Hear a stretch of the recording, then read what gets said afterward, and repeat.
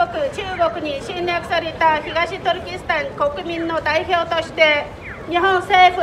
とアメリカ政府に救いを求める目的で抗議活動を行っています。この度私たちを応援していただいている日本政府、日本国民に心から深く感謝申し上げます。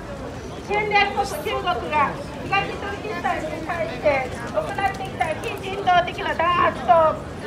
何百万人という罪のない人々を虐殺、非人道的な人口制限、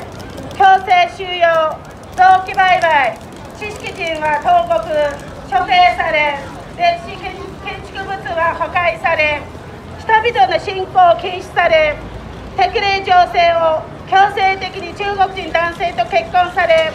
奴隷とされ、人身売買され、人々の富と財産を没収され、資産家は投獄されてきました。侵略国中国が2016年から東トルキスタンで大規模な絶滅強制収容所を設置し、数百万人ともの罪のない東トルキスタン人を収監されてきました。私たちが手に入った情報によりますと、収容された人々は大量に虐殺されています。具体的な数ももうすぐ国際社会に明らかになります。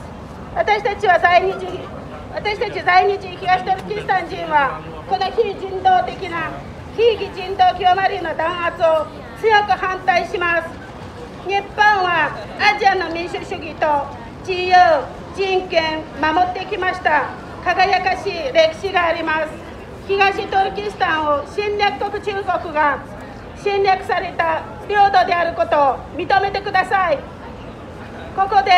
私たち東トルキスタン人は国際社会、日本政府、アメリカ政府など民主主義をまともに守ってきている国々から東トルキスタンの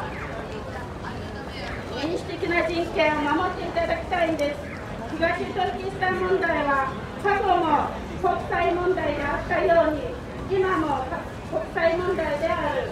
侵略国中国が作った海外たちが言っているように侵略国中国の国内問題では決してないんです。